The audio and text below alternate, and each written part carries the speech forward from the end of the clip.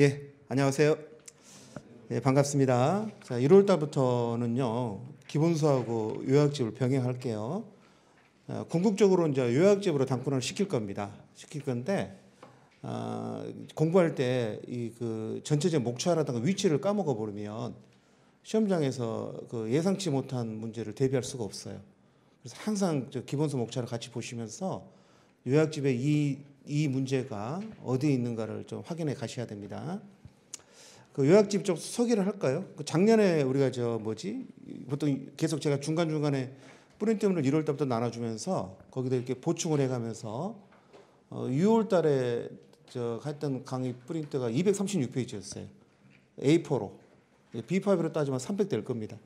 거기는 이제 판례도 들어 있었는데, 그 다음에 이제 마지막에 또 그 실전 모의고사 할 때 나눠준 게 한 30페이지 돼가지고, 실제로 우리가 봐야 될 전체 한 페이지는 한 330페이지 정도거든요. 근데 그걸 요약집에 다 넣지는 않고 일단 판례 뺐습니다. 나중에 공부 좀 된 다음에 그 판례가 있으면 이제 걸리적거리거든. 빨리빨리 진도 나가야 되는데 중간에 필요 없는 게 있으면 걸리적거려서 판례 싹 뺐고요. 그 대신에 그 작년 나눠준 프린트에는 기출 문제를 넣지 않았는데 여기는 기출 문제 다 집어넣었어요. 작년 프린트물에 한 절반 정도 들어 있는 거고 나머지 기출 문제 해가지고 260몇 페이지, 260페이지 정도 되죠. 그렇게 만들어 놨습니다. 기출 문제를 진도별로 싹 나눠가지고요. 한 다음에 그 기출 문제에서 안 나온 논점에 관한 걸 사료로 보충했어요. 보충해가지고 이것은 다 봐야 됩니다. 중간에 좀 어려운 문제 몇 개 있는데 선생님 좀 어렵지 않냐 그러는데 더 어려운 거 다 뺐습니다. 다 어려운 것은 나중에 6월 달에 공부가 좀 된 다음에 여러분들한테 나눠드리려고 다 뺐고 가장 기본적인 거 필요한 논점에 관한 문제는 다 집어넣어놨으니까 책에 있는 그 사례 문제는요 의심의 여지 없이 다 하셔야 됩니다. 어차피 우리 시험은 큰 문제도 사례고 요즘 트렌드에 비춰보면은 이제 조그만 약수령 문제도 이제 사례로 다 나올 겁니다. 그래서 제대로 이해를 못하고 적당히 알고 있으면 뭘 물어보는지도 모르게 원래 민법시험의 특징이 그래요. 다른 시험도 그러는데 변호사는 더 심하고 뭘 써야 될지 모를 때가 있어요. 뭘 모르고 형법은 안 그렇거든. 형법 범죄니까 읽으면 무슨 말인지 알거든. 우리는 근데 민사관계는 실상에서 잘 겪지를 못하면 이게 뭘 쓰라고 하는지 모르겠다 그런 게 많아. 그래서 민법은 가장 어려운 시험이 논점을 쓰는 게 아니라 논점을 찾는 문제거든. 근데 아직까지 우리 시험이 논점을 쓰는 문제에서 알려주고 그러다가 8회 때부터 점점 바뀌어가지고 뭘 쓰라는지를 안 알려주고 그걸 찾아 쓰라 그럽니다. 작년에 11회 문제가 전형적인 그런 거였죠. 그 1번 그 1-2번 케이스 그 해설하는 걸 보면은 강사마다 해설이 다 달라요. 저도 다르고 옆에 선생님도 다르고 다른 학원도 달라. 왜냐면은 거기에 대한 전형적인 목차가 없거든. 지금 맞춰서 시간을 맞춰서 써야 되는 건데 물론 저는 제 목차가 정답이라고 생각합니다. 고민해서 만든 거지만 근데 시험 중에 그걸 생각해 쓴다는 건 굉장히 힘들거든. 평상시에 그 수준까지 연습을 하셔야 돼. 그래서 책에 있는 걸 갖고 좀 어렵다 하지 마시고 여기까지는 무조건 해야 된다. 여기 빠진 것도 한 50문제 돼요. 작년 수험생들 그거 다 했어요. 근데 그 올해는 뺐어요. 빼서 가장 기본적인 거. 그래서 마지막에 잘 정리해 두면은 시험장 아침에 지하철역에서 1시간이면 볼 수 있게. 그렇죠. 한 페이지에 30초씩만 걸리면 되잖아. 탁 지나가면 되니까. 그렇게 정리해 놨습니다. 그 대신에 시험에 안 나오는 파트도 있잖아요. 지금까지 C급 문제는 한 번도 나온 적 없는데 거기에 관한 내용도 다 넣어놨어. 왜냐면은 그거 안 넣어놓으면은 또 그거 궁금하면 또 기본서 찾아야 되거든. 또 찾아야 되니까 그걸 방지하기 위해서 시험에 안 나올 것 같지만 책에 있는 목차는 다 집어 넣어놨습니다. 거기에 맞춰서 나중에는 이것만 보시면 된다. 자, 머릿말 볼까요? 앞으로 안 읽겠지만 처음이니까 머릿말 보시면 이렇게 돼 있죠. 현행은 논술형 한 문제하고 약술형 3개가 출제되는데 논술형은 다시 2개로 나눠지죠. 결국은 몇 가지를 물어보는 겁니까? 5가지입니다. 우리 시험은 4문제인데 실제 써야 될 내용은 5가지고요. 하나의 주제당 그 답안지는 최장 10분이죠. 10분에서 50분 안에 써야 되는 건데 생각하는 거 이렇게 좀 생각하고 그러면은 8번 안을 써야 되는 그런 어려운 시험이 됐어요. 답안지를 요즘처럼 이렇게 논점을 찾는 문제가 나오면은 어떻게 쓸지를 목차를 정해야 돼요. 그거 쉽지 않아요. 절대 쉽지 않아요. 저도 여러분 뒤에 그 답안지 목차 잡을 때 저는 이제 시간 구애 없이 쓰는 거니까 한참 생각해. 어떻게 목차를 잡고 뭘 빼고 뭘 넣을 건가. 아무 생각 없이 쓰면 막 쓸 수 있죠. 근데 시간 안에 쓰려고 그러면 빼야 될 것도 있거든. 도저히 쓸 수 없는 것들은. 그래서 저는 제 답안지는 무조건 시간 안에 쓸 수 있게 해놓은 거거든. 더 힘들어. 다 쓰는 게 아니라 뭘 빼고 쓰는 걸 고민하다 보니까. 근데 고민하다 보면은요 조금 보여 이렇게. 아, 요건 이렇게 쓰면 되겠구나. 여러분도 그런 일들 좀 하셔야겠죠. 주어진 시험 시간 50분이죠. 한 과목당. 문제 지문이 점점 길어지고 있어서 문제 읽는데 2분 걸린다니까요. 가장 중요한 게 뭐라고 여러분?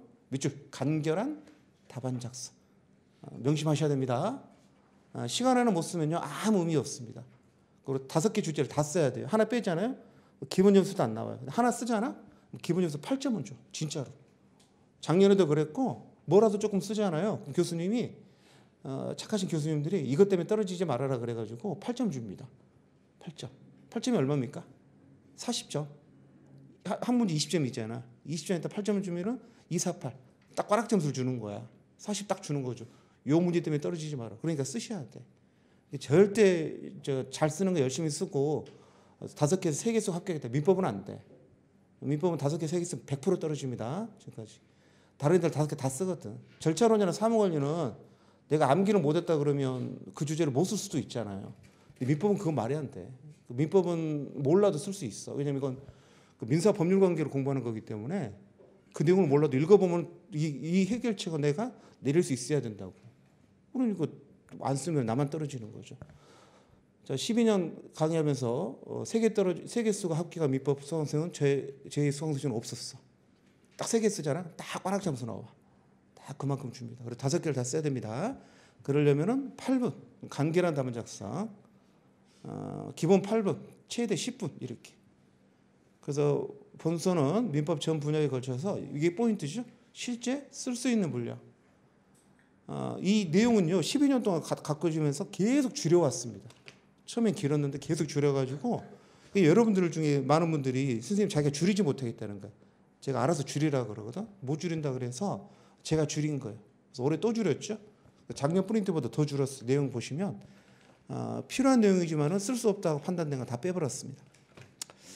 가장 좋은 문제는 기출 문제죠. 그다음에 그다음에 그 출제 가능성을 표준으로 해가지고 중요도를 표시했습니다.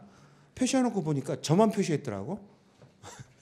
절차론이고 사무관리고 절차론 이재문 선생님 전에는 표시하셨던 것 같은데 이번 의학집에 안 하신 것 같은데 하셨나요?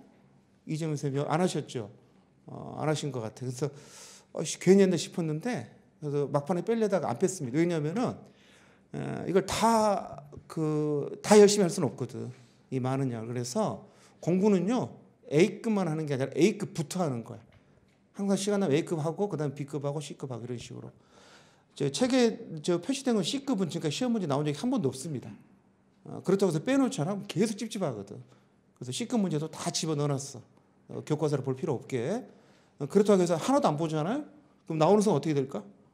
갑자기 막 항의하고 싶잖아요. 선생님 C급 안 된다면서요. 그러고 싶잖아요. 그래서 C급은 눈에 바르라는 거죠. A급은 손에 바르고 B급은 입에 바르고 암기를 A급 완벽하게 하셔야 되고 B급까지는 완벽하게 하셔야 돼요. B급 한 문제 나오니까 11회 때는 B급 문제가 안 나왔습니다. 원래는 한 문제 나옵니다. 그다음에 C급도 다 표시해놨고 다만 절대적인 아니고 뭐 하시라고? 참고만 하시기 바랍니다. 참고 동그라 참고만. 나중에 꼭 그런 사람이 있어. 선생님 10개만 찍어주세요. 10개만 특 A급 표시해놨잖아. 특 A급을 찍어달래. 특 A급. 그냥 다 하세요. 하시기 바랍니다. 참고만 하길 바라고 그래서 표시해놨고요. 그다음에 가장 좋은 문제는 기출문제죠. 왜냐하면 좋은 문제가 나오는 게 아니라 나온 문제가 좋은 문제인 거죠. 그래서 기출문제를 다 넣어놨습니다. 그래서 최소한 기출문제 정답은 완벽하게 쓸 수 있도록 하고요. 그래서 1회부터 11회까지 기본서에는 뒤에 횟수별로 되어 있잖아요. 이것은 진도별로. 그래서 어느 파트에서 어떤 문제가 나왔고요. 기출문제도 중복돼서 출제된 거 있잖아요. 다 넣어놨고 답안지도 생략 안 하고 중복되지만 다 작성해놨어. 앞에 문제 참조 그러면 또 짜증나거든. 공부할 때. 그래서 공부의 편의를 위해서 다 중복해서 넣어놨습니다. 주어진 지문의 정답을 고르는 객관식 다르죠. 객관식은요. 눈에 바르는 거고 들어서 이해하고 봐서 이해하면 되는 거거든. 그게 굉장히 학급이에요. 그래서 예전에 이런 공부하시다 보면은 객관식이 약한 사람들이 있어. 저희 때도 뭐 우리 형수님이셨는데 고등학교 1등 졸업한 여자인데 객관식 세상에 그 공부 잘하는 여자가 고등학교 1등이 아니라 그 도에서 1등이었어. 근데 객관식 시험 문제를 6년 7년 계속 떨어졌어. 1차 시험을 통과를 못 하서 커트를 왔다 갔다. 그러다가 7년째인가 1차 시험 딱 됐거든. 그 다음에 2차 시험 바로 고득점을 합격하셨어. 그리고 지금 판사로 일하고 있는데 객관식이 약한 사람들이 있어. 많은 양을 한꺼번에 몸에 품기 힘들어하는 사람들이 있다고. 계속 떨어지더라고. 근데 되자마자 2차는 금방 되더라고. 근데 차이가 뭐라고요? 객관식은 눈에 바르는 거기 때문에 많은 양을 해야 되는 거고 주관식은 어떻게 됩니까? 손으로 쓸 수 있어야 되고 입으로 말할 수 있어야 되니까 많은 양을 하는 게 아니라 시간 안에 필요한 양을 쓸 수 있어야 되는 거야. 모르는 건 주관식은 모르면 안 쓰잖아. 모르면 쓸 수도 없지. 그러니까 아냐 모르냐가 중요한 게 아니라 아는 걸 잘 정리하는 게 중요합니다. 그래서 주관식은 둘째 줄 꾸준한 답안 작성이 중요하고요. 아는 것보다 시간 이게 진짜 중요하죠. 많이 하는 건 하나도 안 중요합니다. 가끔 2차 강의하다 보면은 어려운 내용 강의하다 보면은 다 안다는 거야. 다 안돼. 근데 쓰라 그러면 못 써. 그럼 모르는 겁니다. 주관식은 쓸 수 있어야 아는 겁니다. 그래서 쓸 수 있나. 특히 시간 내에 시간 주어주면 다 쓰죠. 시간 안에 쓰는 게 중요한 거죠. 시간 내에 쓸 수 있는지가 중요합니다. 처음에는 뭘 써야 될지도 막막하고 두려울 수도 있죠. 변호사 시험은 올해부터 컴퓨터로 답안 작성하거든. 지금 다 사람들이 궁금해하고 있어. 올해 변호사 시험, 그다음에 입법고시도 하기로 했어. 그때 내년 되면 쭉 다른 따라갈 건데 항상 국회에 선두적으로 나가길 좋아하니까. 변호사 시험이 내일 이렇게 스타트를 끊거든. 가장 걱정되는 거 뭐 다운되면 어떻게 되냐 이런 것들이잖아. 근데 인터넷 연결된 것도 아닌데 다운될 일은 없잖아. 그렇죠? 인터넷 연결된 노트북을 줄 것 같은데 그래서 문제가 뭔지 아세요, 여러분? 손으로 쓰다가 답안 작성한 처음에는 사람들이 답안지 이게 워드 느린 사람들이 있잖아. 그래도 어떻게 하냐 그랬는데 지금 문제가 뭐냐면 워드로 치다 보니까 사람들이 쓰는 양이 늘었어. 왜냐면 손으로 쓰는 것보다 힘이 좀 덜 든다 느끼는 것 같아. 그래서 답안지는 딱 4몇 분이 안 주거든요.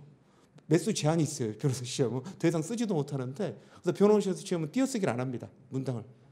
그 답안지 양이 적어가지고 채점이 편의를 위해서 그런 거죠. 양이 늘어가지고 이걸 막 사람들이 처음에는 뭘 써야 할지를 모르다가 지금 어떻게 됩니까? 답안지가 부족해. 이게 뭘 빼야 될지가 고민한다 그러더라고. 내일 시험이 시행돼 보면 어떻게 될지 모르겠어.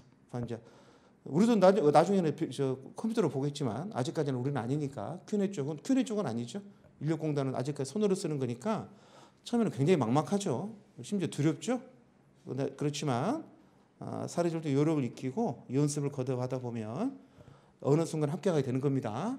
완벽하게 합격하는 게 아니라 남들보다 잘하면 합격하는 거니까 제가 남들보다 좀 더 잘 썼으면 돼요. 자, 간결한 답안 작성, 시간 내에 쓸 수 있는 가장 중요하다. 2가지 꼭 좀 기억해 두세요. 자, 넘어가 보시면 자, 목차를 좀 볼까요? 목차를 보시면 목차가 전체 문제가 58번까지입니다. 작년하고 조금 목차가 조정이 된 이 목차는 올해는 계속 똑같이 갑니다. 큰 번호는 58번까지 그대로 갈 거고요. 그 다음에 어떤 건 문제에 가로 안에 C라고 써 있고 어떤 건 표시 안 돼 있는 거 있잖아요. 표시된 건 그 자체가 적은 문제에 대해 표시를 한 거고 표시가 안 된 것은 그 안에 들어가서 따로따로 표시가 되어 있습니다. 그러니까 중간에 9번 같은 거 법정의 조건은 표시가 안 돼 있잖아요. 워낙 문제가 커서 그래요. 그 안에 내용이 보시면은 다 표시가 되어 있습니다. 그래서 쭉 12번까지가 총론이고요. 12번 한 문제 나오겠죠. 13번부터 58번까지가 강론입니다. 그다음에 C급 문제들 다 넣어놨습니다. 나중에 이제 결국 기본서를 대체해야 되니까 다 넣어놨습니다. 판례는 일부러 뺐습니다. 가독성을 위해서 판례는 뺐고요. 그래서 뒤에 조문집도 붙이려고 그러다가 일부러 뺐습니다. 넣어놓으면 좋긴 한데 원래 요약집은 좀 얇아야 좀 제맛이거든. 그래서 뺐거든요. 지금은 저 기본서랑 같이 보시고 나중에 필요한 판례는 제가 저 프린트로 나눠 드릴게요. 그럼 이제 올해 6월달 되면 이제 그때는 이제 더 이상 기본서에 연연하시면 안 되잖아요. 그때 이제 필요한 거 다 정리 나눠 드릴 테니까 지금은 저 기본서하고 그다음 요약집이 이 요약집의 요 문제가 기본서 어디 있는 걸 좀 확인하시고 그다음에 조문도 좀 기본서로 보시고 그다음에 그 연도별로 정리된 거 있죠. 진도별로 기출 문제를 나눠놨지만 연도별로 정리된 것은 기본서 뒤를 좀 확인하시고요. 자, 15번 한번 예를 볼까요? 88번 문제 볼까요? 88페이지 한번 가보세요. 88페이지는 계약금에 관한 거죠. 11회 때도 나왔죠. 그럼 이제 88페이지 보시면 큰 목차는 15번이고요. 계약금이고 이 계약금 자체가 약수령으로 나올 수도 있으니까 책에는 지금 2페이지로 되어 있잖아요. 2페이지 쓰면은 이거 다 쓰잖아. 그러면 11, 2분 정도 걸리거든요. 편집을 했습니다. 엉상에 써놨는데 그래서 이걸 짧게 쓸 수 있는 연습을 좀 하시고 그다음 넘겨 보실래요? 그다음에 이제 15-1 이렇게 돼 있잖아요. 그럼 이제 그다음부터는 기출 문제를 붙여놨습니다. 15-1번 넘겨 보실래? 15-2번도 기출 그렇죠? 15-2번이부터 이제 6기 때부터 좀 어려워졌죠. 이렇게 문제가 길다니까요. 그다음에 15-3번도 작년 기출이죠. 11회 때 기출. 11-1번 문제. 그다음 예상했던 문제죠. 이행기 전에 이행에 착수하는 게 허용이 되는지 거기에 관한 문제 다 예상했던 문제라서 문제는 어렵진 않았는데 길어가지고 읽다가 시간 다 갔습니다. 그다음에 이제 95페이지 보시면 제가 판례는 안 넣었다 그랬잖아요. 근데 중간중간에 판례 몇 개 넣어놓은 게 있어요. 이 판례는 진짜 중요한 거죠. 좀 공간이 남아서 아까워서 가장 중요한 판례 열 몇 개 안 돼요. 그건 좀 넣어놨으니까 이걸 말고도 나중에 정리도 할 겁니다. 이 문제와 관련된 판례입니다. 좀 넣어놨고요. 15-4번 보시면 이건 기출이 아니죠. 그러니까 15-3번까지가 지금 우리 지금까지 계약금은 문제가 몇 번 나왔던 소리입니까? 3번 나왔어. 여러분 저 횟수도 중요합니다. 왜냐하면 언제 나왔으면 언제 나왔고 5회 6회 나오고 언제 나왔죠? 11회 때 나왔죠. 이게 굉장히 중요한 의미가 뭐냐면 원래 계약금은 1회 때부터 A급으로 찍었던 문제인데 1, 2, 3, 4 계속 안 나와가지고 욕을 했거든. 5회 때 나오더라고. 그래서 6회 때 안 나올 줄 알았더니 6회 때 또 나온 거야. 그동안 계속 안 내다가 갑자기 낸 거죠. 그 다음에 7, 8, 9, 10, 11 5년을 쉬었다가 그때 11회 문제를 그것도 5년 동안 계속 찍었거든요. 그 15-3번 문제가 이게 나와야 된다고 계속 찍었다가 안 나오다가 6년 만에 나왔습니다. 올해 나올까 안 나올까? 똑같은 주제는 안 나오겠죠. 근데 똑같은 주제 안 나온다고 안 했다가 나오면 나만 떨어지는 거니까 어차피 하시긴 하셔야 돼요. 왜냐하면 오른쪽 판례 보시면 판례 1번이 올해 시험에 나온 거거든요. 근데 판례 2번이 안 나왔단 말이야. 이해되시죠? 중요한 판례가 두 개인데 95페이지 판례 1번이 올해 작년 시험에 나왔고 11-1번이 이걸로 만든 거죠. 근데 밑에 2번 판례가 시험에 안 나왔어요. 그래서 앞으로 나온다 그러면 2번 판례로 시험에 나올 거라고. 그래서 이 너무나 중요한 판례라서 책에 넣어놨습니다. 그래서 할 겁니다. 그다음에 이제 여기 안 나온 주제들이 있잖아요. 다음 페이지 넘겨보시면 15-4번. 이건 저 기출 표시 안 돼 있죠? 이건 이제 제가 넣은 거죠. 거기다가. 여러분 이 문제들은요. 저 법무사 시험, 뭐 법원행시, 뭐 변호사 사법 시험, 행시, 입법고시 이런 쪽에서 우리 시험에 맞게 제가 좀 수정을 해가지고 너무 긴 거 좀 줄이고 이름은 전부 다 가불병으로 통일시켜가지고 만든 겁니다. 그래서 15-4번 같은 경우는 굉장히 짧죠. 문제만큼 답안지도 짧잖아요. 가장 스탠다드한 문제입니다. 많이 외우시기 바라고. 15-5번은 좀 더 길죠. 근데 전형적인 변호사 시험 스타일 문제입니다. 결론과 논거를 쓰는 변호사 시험 항상 이렇게 쓰거든요. 서론, 본론, 결론을 쓰는 게 아니라 결론을 먼저 써요. 그다음에 이유를 달죠. 이유 또는 논거 이렇게 답니다. 그래서 그 문제도 보여드렸고요. 넘겨보실래요? 15-6번은 이제 이게 법무사과 법원행시 쪽 문제인데 예상되는 문제죠. 판례 갖고 만든 거거든. 그래서 15-6번까지 이렇게 넣어놨습니다.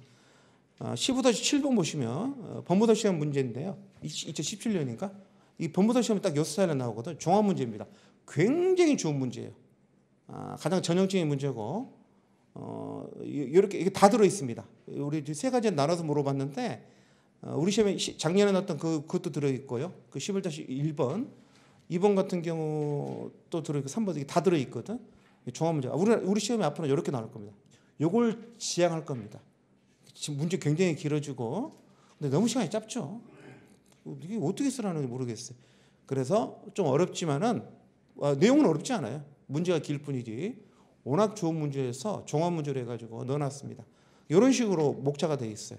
답안지도 길죠. 넘겨보세요. 16번 보시면 16번은 과실 기속 문제고 기출 문제는 이제 그게 관련된 것들이 다시 1로 붙어 있죠. 16-1번은 거기에 기출 문제고 17번 보시면은 문제가 있는데 넘겨보지 기출 문제가 없잖아. 그럼 17문제는 기출되지 않았다는 거, 미기출이라는 걸 알 수 있어요. 그 주제를 보면 18번 같은 경우는 권리하자 담보채 위반의 내용을 쭉 써놨거든요.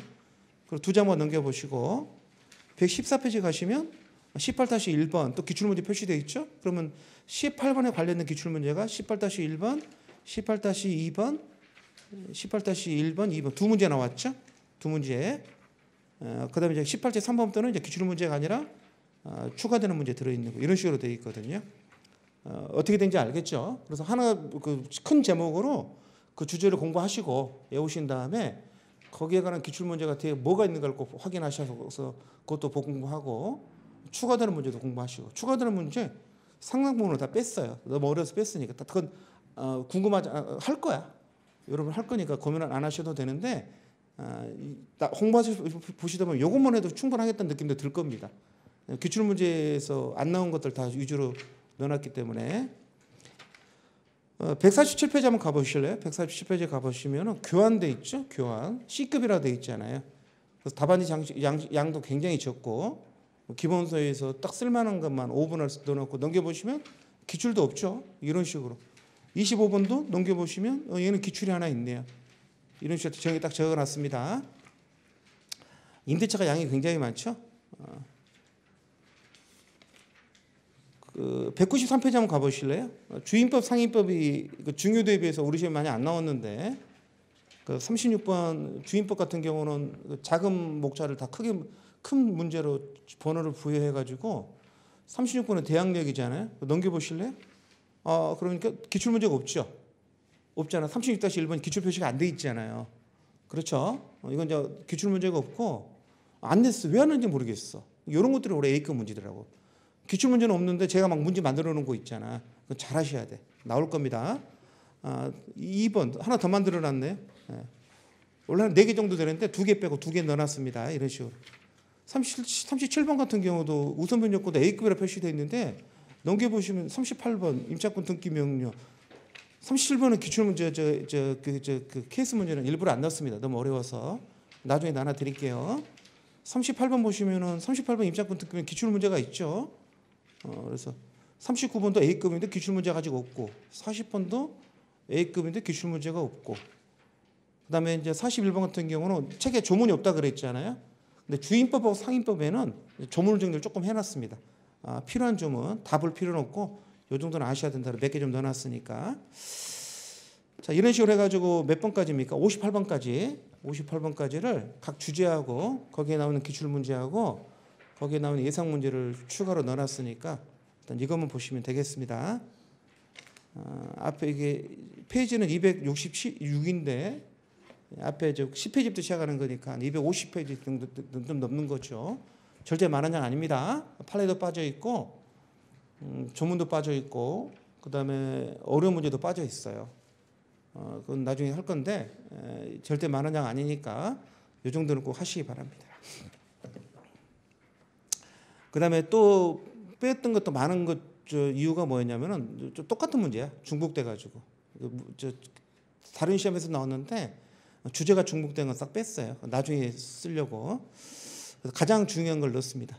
작년에 수험생들한테 이걸 썼으면 얼마나 좋았겠는 느낌이 좀 들더라고요. 눈에 확 보이잖아요. 어떻게 나왔는지가. 그래서 오늘은 계약의 성립 파트를 할 텐데요. 기본서 목차를 조금 볼까요? 기본서 없으신 분들은 그냥 요약지 표시하시고요. 기본서 가지신 분들은 기본서를 펴셔가지고 이 기본서 목차를 좀 볼게요. 기본서 차례 보시면 총론과 강론으로 돼 있죠. 총론 강론으로 돼 있고 자 1절 계약의 의의는 시험에 안 나옵니다. C급 안 나올 거고요. 계약 자유와 그 제한 당연히 안 나오죠. 이것도 C급. 보통 거래약관은 다른 시험에서는 중요한데 우리 시험에서는 안 나옵니다. 약관 규제법 시험법에 안 들어가니까 물론 요약집에 정리해 놨습니다.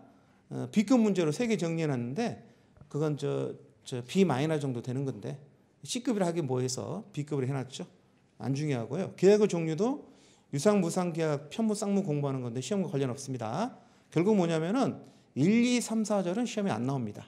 안 나온다는 좀 그렇고 나온 적이 없습니다. 1, 2, 3, 4절. 그러면 총으로서 공부해야 될 건 몇 가지죠? 3가지입니다. 첫 번째는 뭐죠? 계약의 성립 파트 공부하는 거죠. 어떻게 하면 계약이 성립하냐? 청약과 승낙이 있어야겠죠. 예외적으로 청약과 승낙이 없는 경우도 성립하는 경우 있거든요.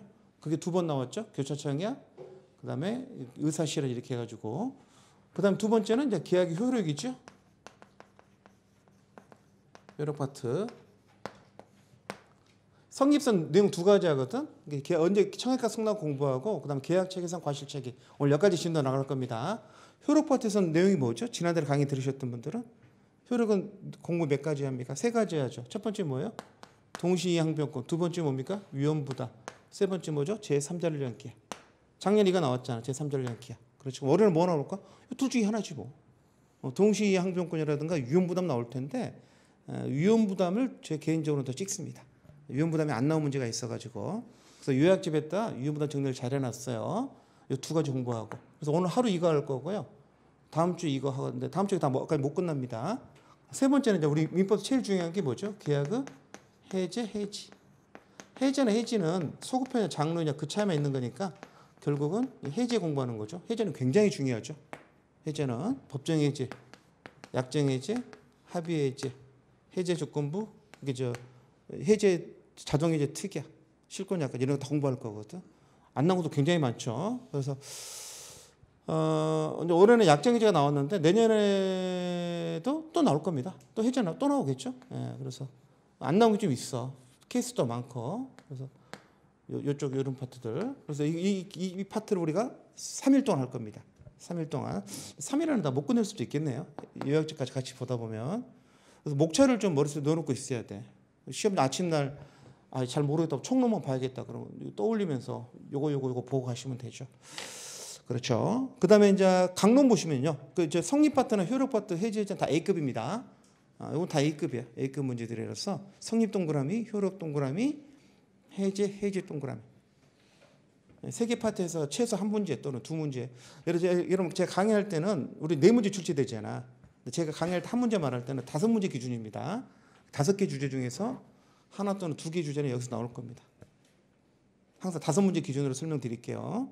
그다음에 이제 계약 강론 파트죠. 강론 파트에서 이제 2개 또는 이제 3개 정도가 출제가 될 텐데 강론은 이제 A급, B급, C급을 항상 나눠서 공부하셔야 됩니다. 그래서 자, 보시면 A급 문제는 어떤 게 A급입니까? 첫 번째는 매매. 그렇죠? 두 번째는 뭐죠? 임대차. 항상 그렇습니다. 세 번째는 도급 이렇게 되는 거죠.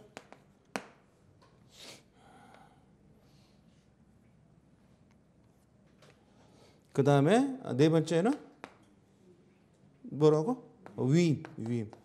그렇죠? 이거 공부하고 시간 나면 이거 공부하고 이런 식으로. 원래는 가장 중요한 건 3가지죠.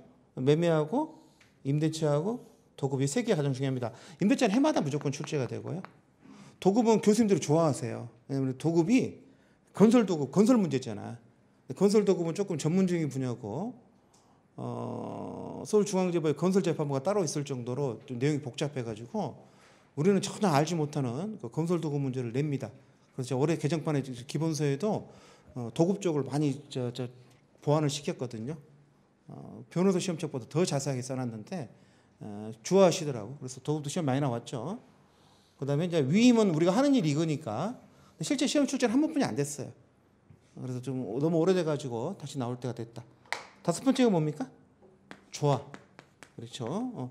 조합도 좋아하는 교수님들 계시죠. 이런 식으로. 그래서 조합은 재작년 9회, 10회 연달아 2번 나와가지고 11회 때 안 나왔으니까. 근데 지금 조합에서 안 나온 문제 좀 있죠. 그래서 이 5개 주제가 A급입니다.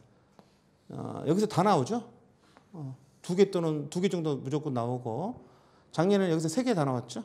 3개 다 나왔지만은 작년에 2번 약수령 2번이 도급이었고, 그렇죠. 약수령 4번이 임대차, 지상무 배수 청구권 나왔고, 약수령 3번은 제3자연계약 총론수 나왔죠. B급 문제가 작년에는 안 나왔는데 실제로 B급 문제는 지금까지 나온 거 보시면 11회에 출제되는 동안에 5번 출제가 됐어. 그러니까 1년 걸려 한 번씩 걸려놨으니까 작년에 안 나왔으니까 10회에 다 나오겠지. 확률로 따지면 B급은 50% 출제 확률이 있으니까. 그래서 보시면 첫 번째 뭐죠? 매매에 비슷한 게 증여. 소유권 이전하는 계약은 공짜로 넘겨주면 증여. 돈 받고 넘겨주면 매매 이렇게 되거든.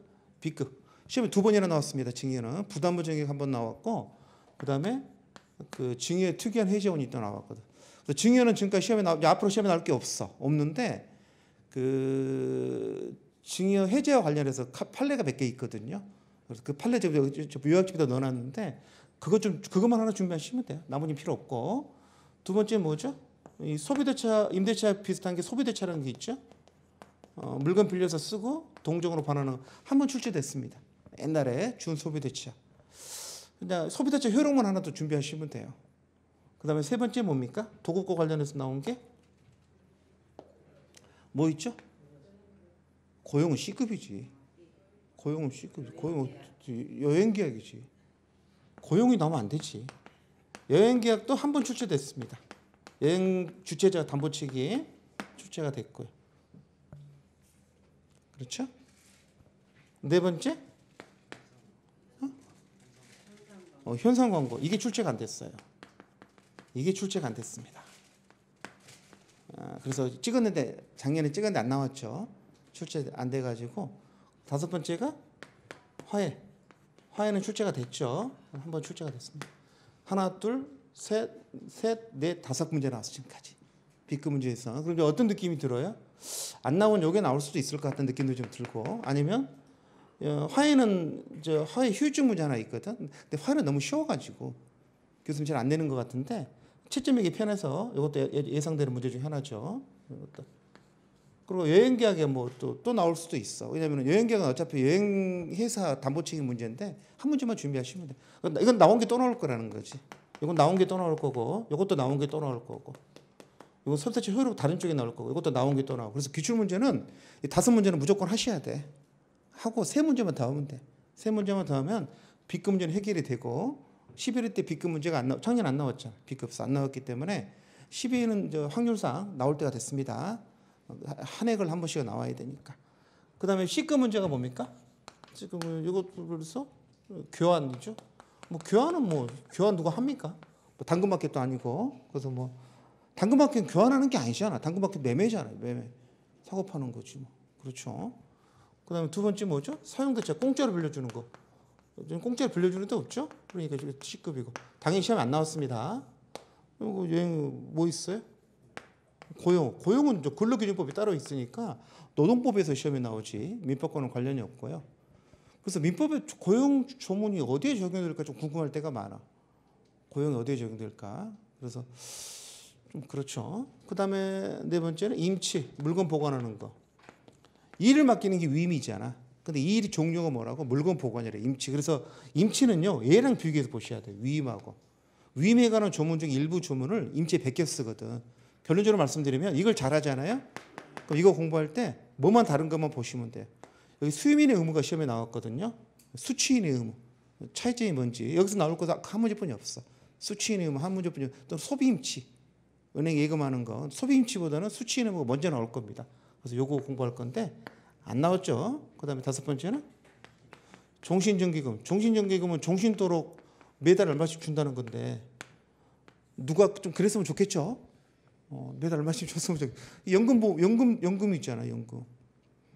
여러분 그 뉴스 보셨어요? 아버지가 종로에서 이렇게 연금 보험이 아니라 연금 뭐지 그거? 연금 복권을 사가지고 아버지가 맨날 그걸 사셨대. 사가지고 그날도 사가지고 딸을 줬어. 시집간 딸은 좀 어렵게 살고 있었나 봐. 그래서 딸도 하나 준 거야. 너도 하나 또 갖고 있으라. 그런데 아버지가 그걸 사서 아버지가 1등 1장, 2등 3장 이렇게 되고 딸도 2등이 됐어. 근데 2등은 별거 없는 줄 알았더니 연금 복권 2등은 굉장히 돈이 많습니다. 한 달에 몇백만 원씩 한 10년이고 주는 거에 몇 억이 되더라고. 딸도 아주 그냥 대박 나고 아버지는 진짜 대박 났죠. 아버지는 1등도 되고 2등도 돼가지고 한 달에 700만 원씩 한 12년인가 뭐 그렇게 나온다고.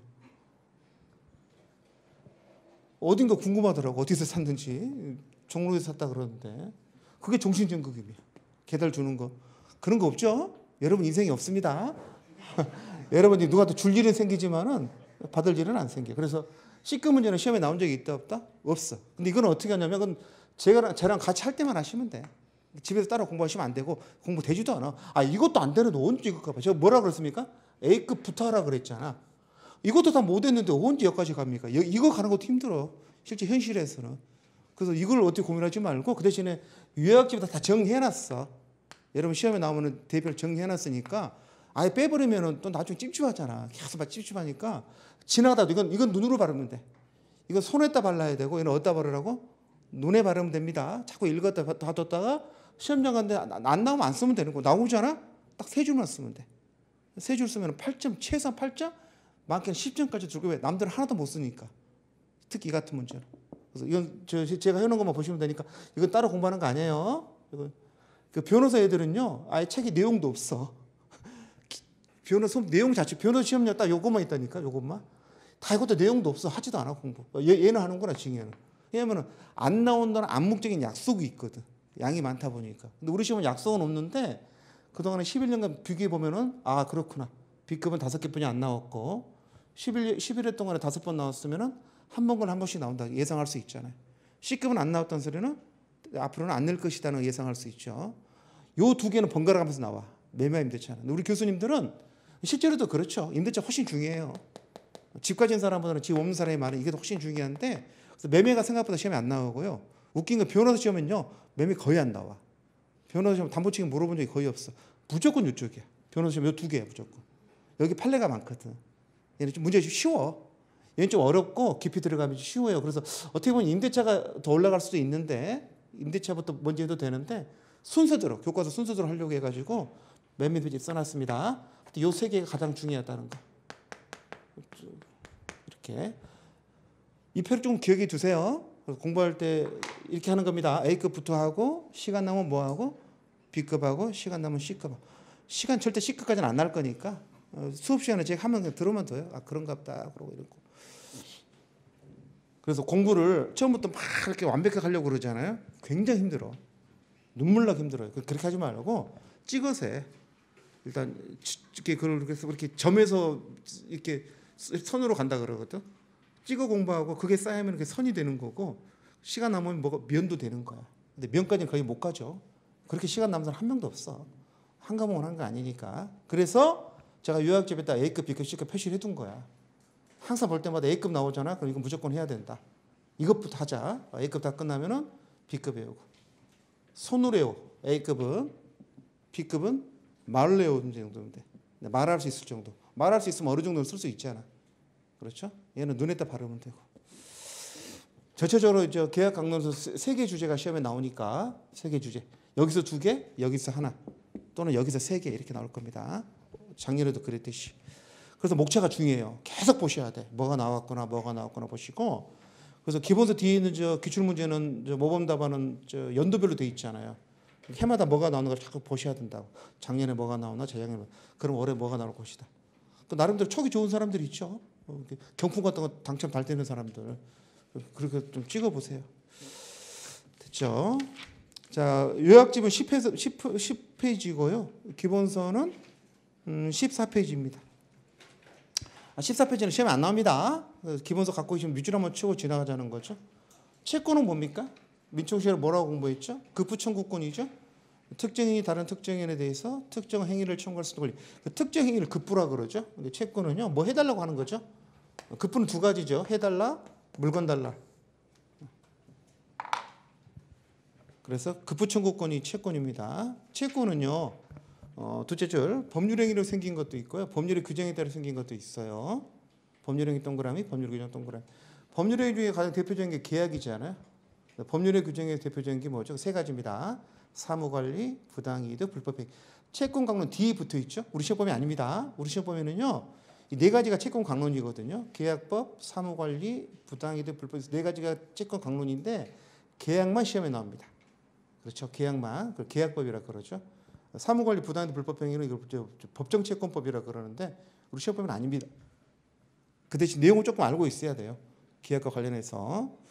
밑에 2번에 나와 있죠. 채권은 1장 총칙, 우리 시험법이 아닙니다. 2장부터를 채권 강론이라 그러는데 그 2장 계약 몇 주? 527부터 733 이게 시험법입니다. 한 210개 정도 되는 여기 시험법이고요. 여기에다 특별법 2개가 들어가죠. 주임법, 상임법 2개 들어가는 겁니다.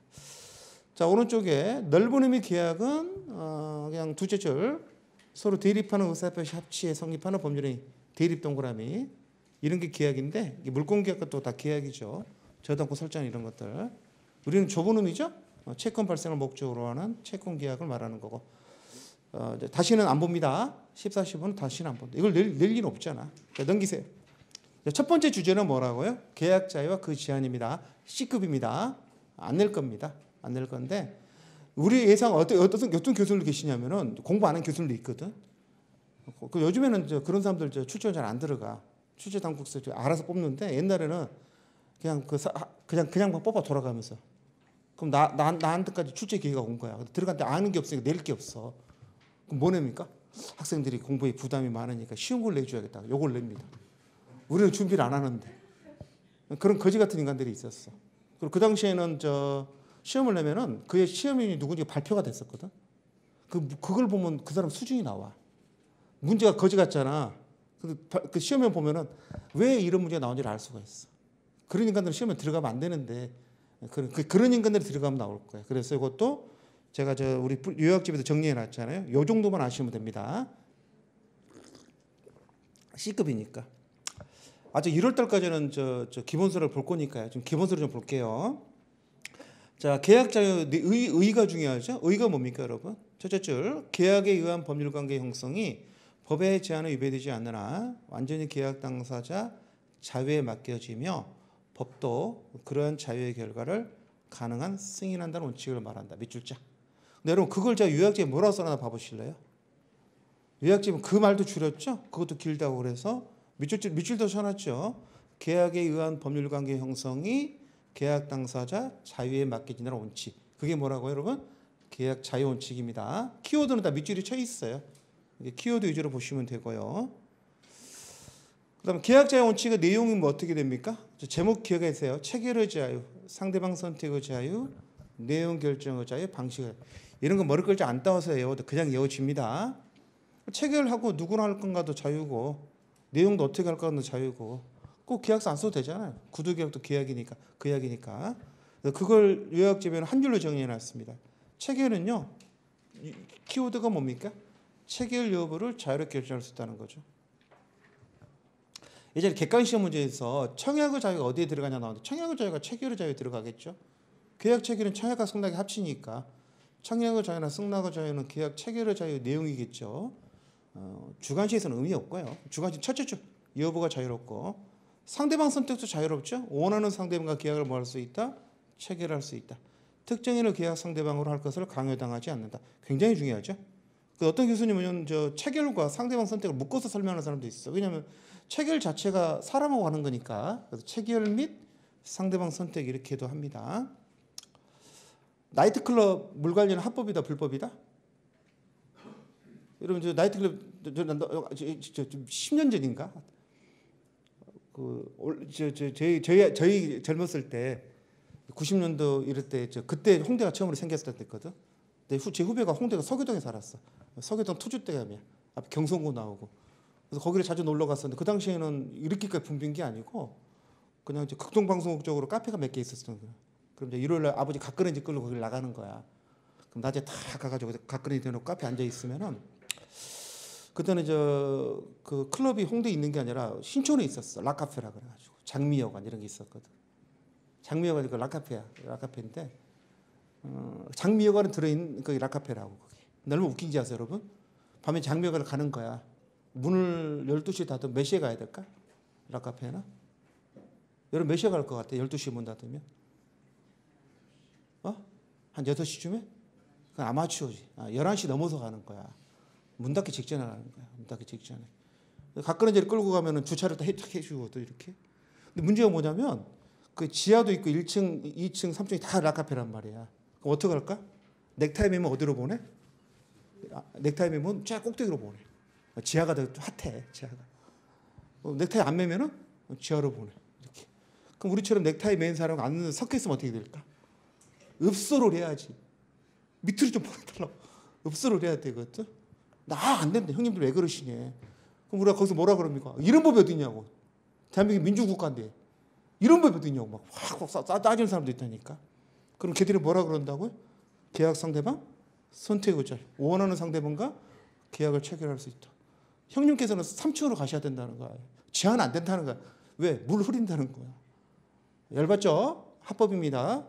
계약 상대방. 자본주의 가장 기본이에요. 계약 자유는. 자본주의는요. 계약을 자유롭게 체결할 수 있어서 사회가 발전하는 거거든. 그래서 제일 중요한 게 체결 및 상대방 선택의 자유입니다. 잘 기억해 두세요. 내용 결정의 자유. 어떻게 정할지도 자유죠. 무슨 말이죠? 그래서 채권법은 다 임의 규정이야. 우리 채권법에 15개 계약을 자세히 써놨잖아요. 이 중에서 꼭 지켜야 할 조문은 몇 개 안 돼.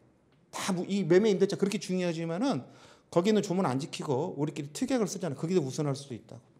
법의 제한에 반하지 않는 한. 그래서 내용을 어떻게 정할지도 자유라는 거죠. 방식은요. 구두, 서면 다 된다는 거지. 우리는 꼭 써야 된다고 생각하는데 쓰는 건요. 증거 때문에 쓰는 거지. 말로 하는 것도 계약입니다.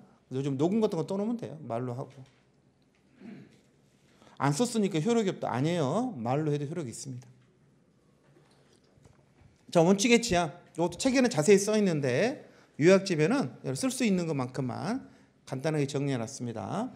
첫 번째는요. 계약책을 자유라 그랬잖아요. 근데 자유롭지 않은 게 있어요. 그걸 뭐라 그럴까? 강제라 그래. 강제.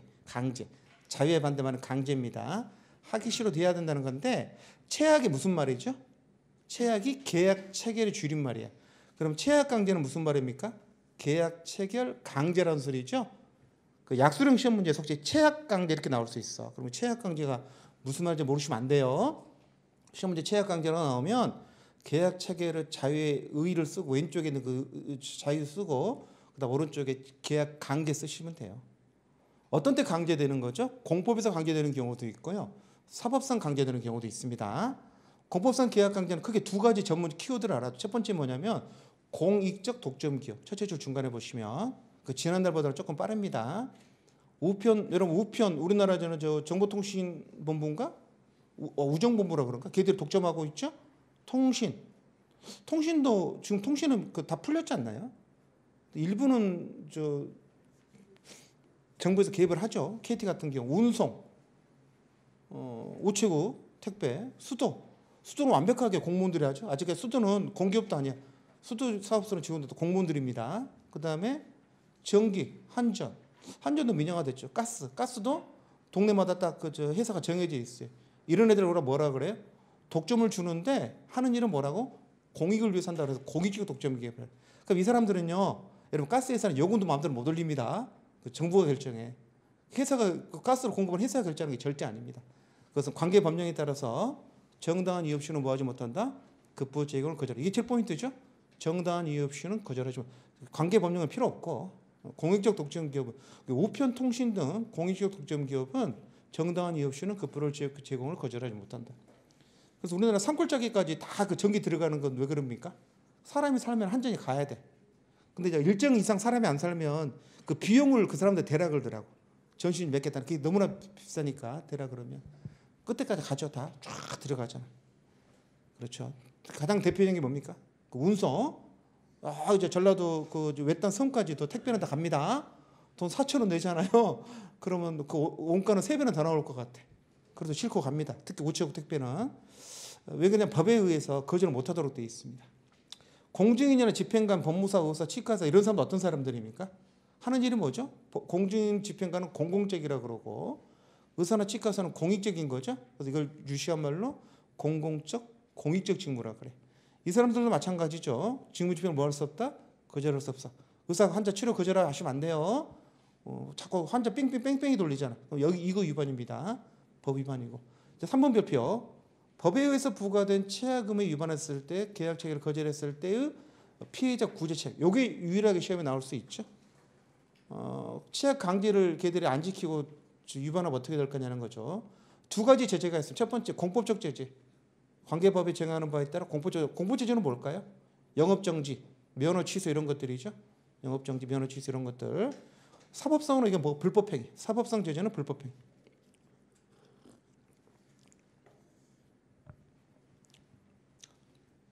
그래서 뭐가 문제냐면은 강남역 같은 데 가시면 우리나라 안과의 절반은 서울에 있고요. 서울 안과의 절반은 강남역에 있어. 성형외과는 압구정동이고 안과는 강남역이야. 강남역, 신논현, 논현 그 사이 안과 다 있거든. 근데 그 안과들 특징이 뭔지 아세요? 아폴로 눈병은 치료 안 해. 눈 아파가지고 아폴로 눈병 때문에 가잖아. 그러면 뭐라 그러냐면 저희들 일반 진료 안 한다 그래. 그럼 뭐만 합니까? 라식, 녹내장, 백내장 그것만 해. 그럼 개떡 같은 경우도 있어. 피부과도 마찬가지죠. 피부과 가가지고 아씨 얼굴이 좀 그렇다 그래. 저희 병원은 여드름만 치료합니다. 아 이거 습지는 안 한다. 일반 치료 안 한다 그래. 그래서 엊그제도 뉴스에 나왔잖아. 그거 합법이까 불법일까? 병원이 자기는 일반 치료 안 하겠대. 근데 어제 뉴스가 보니까 그게 불법이 아니라며요.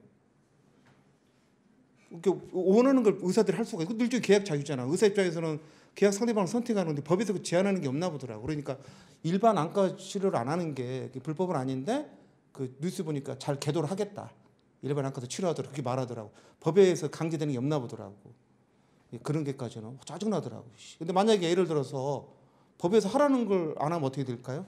여러분도 어떻게 해야 되겠어? 나오면 어떻게 해야 돼? 보건소에 전화하시면 됩니다. 보건소 전화하셔가지고 신고하세요. 의사가 뭐 한다? 진료를 거부하고 있다 이렇게 해가지고. 왜 거부했다?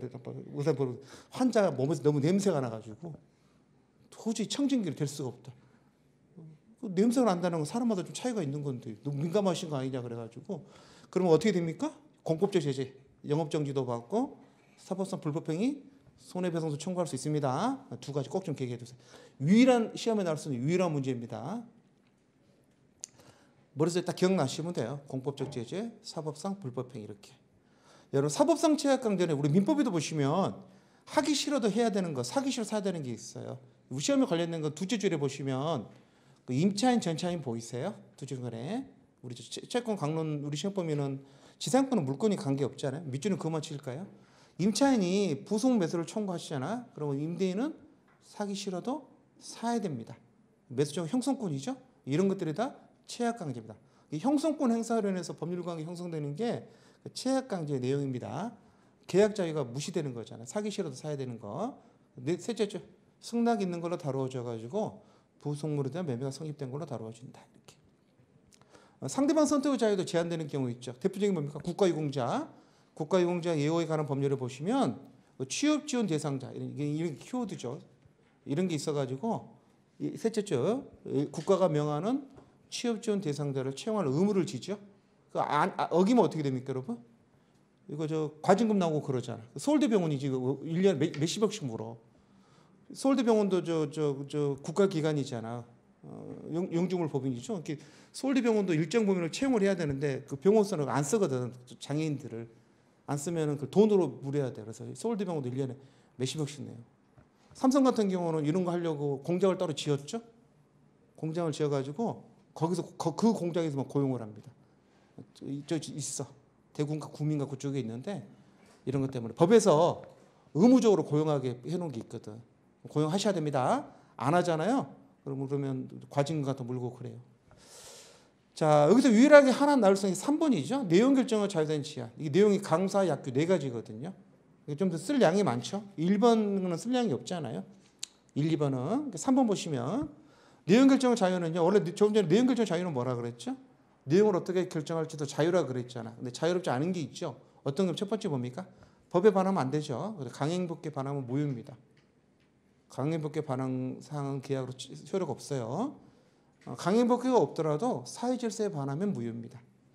두 가지 강행법규, 사회질서 꼭 기억해 두시고. 자, 넘기세요. 약관에 의해서 계약자의 원칙을 제한하죠. 약관이라는 것은 불특정 다수인을 상대로 계약 내용이 되게 미리 정해놓은 거잖아요. 그래서 고객 입장에서 자유롭게 결제하는 게 아니라 클릭만 하는 거죠. 그래서 하나, 둘, 셋, 넷, 5째 줄을 보시면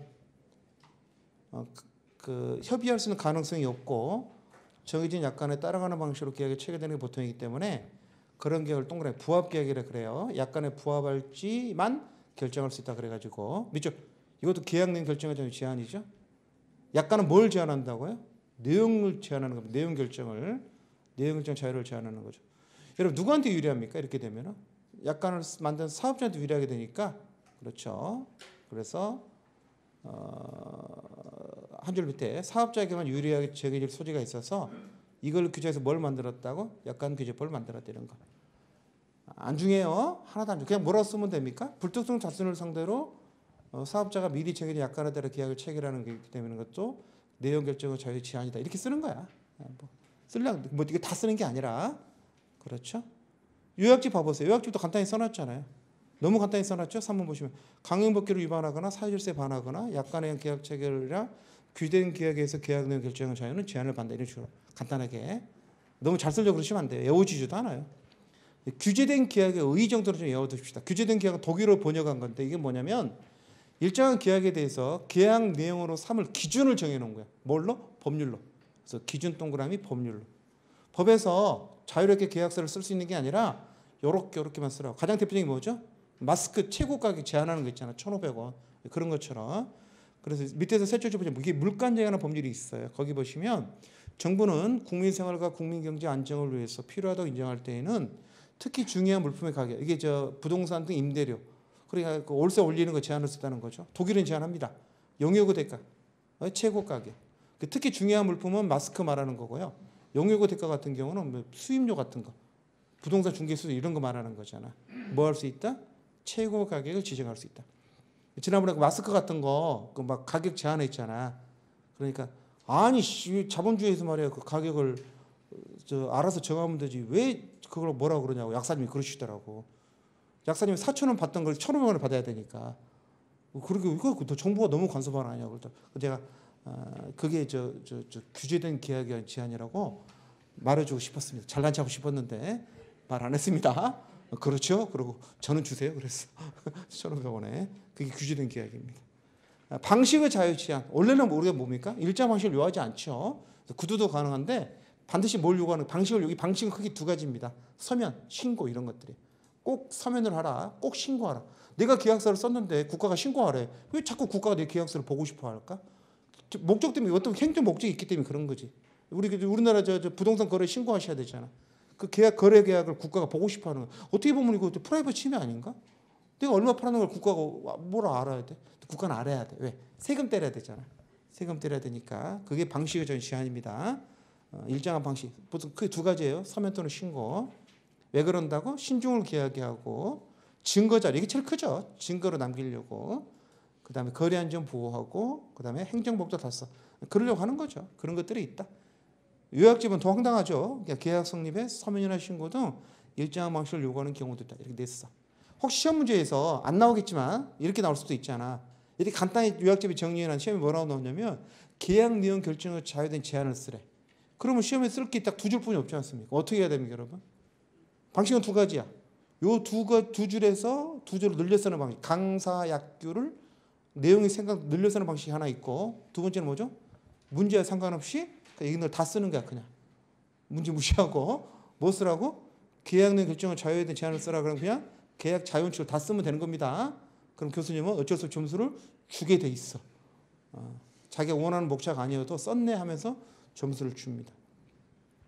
그래서 많은 사람들이 착각해요. 뭘 착각하냐면 자기가 답안지를 썼는데 점수를 받아보니까 이렇게 쓰니까 이 점수가 나왔잖아. 어떤 사람은 자기가 표준 목차를 제대로 썼다고 생각하는 사람이 있어.